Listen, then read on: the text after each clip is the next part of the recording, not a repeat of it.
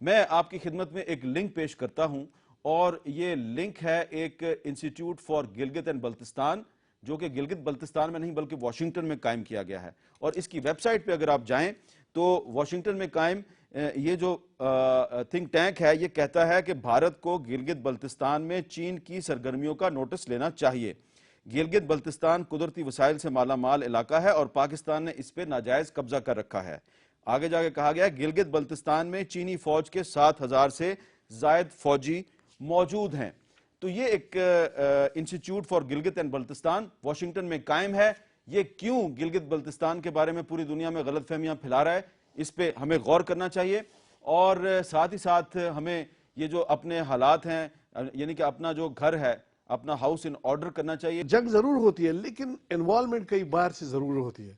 میں خود جانتا ہوں ایسے لوگوں کو جو یا دبئی میں یا باہر سے آتے ہیں، اور وہ جو انڈیا کے وہ ہے جس طرح خوست کے ساتھ، تو وہ اس طرح کا انڈیا کے جو چھوٹے سفارت خانے کا ہے، وہ ادھر سے مسلمان ہی لاتے ہیں، ادھر بٹھاتے ہیں، اور انہی لوگ وہ لوگ چنتے ہیں، وہ جو مولوی ٹائپ ہوتے ہیں، جو داڑھی والے ہوتے ہیں، جو ذرا اس کے قریب ہوتے ہیں۔ تو تمام پیسہ مجھے صحیح پتہ ہے، میں جانتا ہوں کہ اس علاقے کو انہی لوگوں کے ذریعے پھر ان میں تقسیم کیا جاتا ہے، کیونکہ طالبان اگر بہت بھی وہ انڈیا کے ساتھ ان کا نہیں لگتا، لیکن وہ طریقہ اس طرح کرتے ہیں کہ وہ کہتے ہیں یہ پیسہ دبئی سے آیا ہے، یہ کسی شیخ نے بھیجا ہے۔ آپ واضح الفاظ میں کہہ رہے ہیں کہ انڈیا کی انوالومنٹ ہے آپ کے صوبے میں؟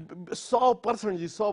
میں جس علاقے سے تعلق رکھتا ہوں، میں جانتا ہوں کہ کیونکہ جو پارچنار میں آپ کا تعلق عوامی نیشنل پارٹی سے ہے؟ بالکل جی، پکی بات ہے۔ پارچنار میں جب میں گیا تھا، جو اسلحہ ادھر استعمال ہوا ہے وہ یہ میرا خیال ہے پہلی دفعہ اے این پی کے کسی لیڈر نے کہا کہ انڈیا پاکستان میں دہشت گردی کروا رہا ہے۔ بالکل، میں چونکہ جانتا ہوں تو میں کیوں نہیں کہوں گا، کیونکہ ان لوگوں کو میں جانتا ہوں جس سے میں ملا ہوں، کہ وہ ان سے پیسے لے کے وہ بارش داڑھی والے وہ یہ نہیں کہتے کہ یہ پیسے انڈیا کے ہے، یہ پیسہ یا میں سعودی عرب سے لا، یا میں خود آپ کا امداد کرتا ہوں، یا جو بھی طریقہ وہ بتاتے ہیں، لیکن پیسہ جو ہے نا وہ پورا وہ جو اس علاقے میں وہ پیسہ انڈیا کا استعمال ہوتا ہے۔ ان لوگوں کو میں چونکہ جانتا ہوں اس لیے یہ بات میں کہتا ہوں۔ اور جو اسلحہ ادھر استعمال پارچنار میں جو اسلحہ استعمال ہوا ہے، میرے خیال میں ایسا اسلحہ میں نے کہیں نہیں دیکھا، کیونکہ وہ اتنے موٹے جو مسجدوں کے اور امام بارگاہوں کے جو دیوار تھے، وہ کسی میرے خیال میں توپ سے بھی، لیکن ایسے بندوق ہے کہ وہ اسے آر پار ہو جاتے ہیں۔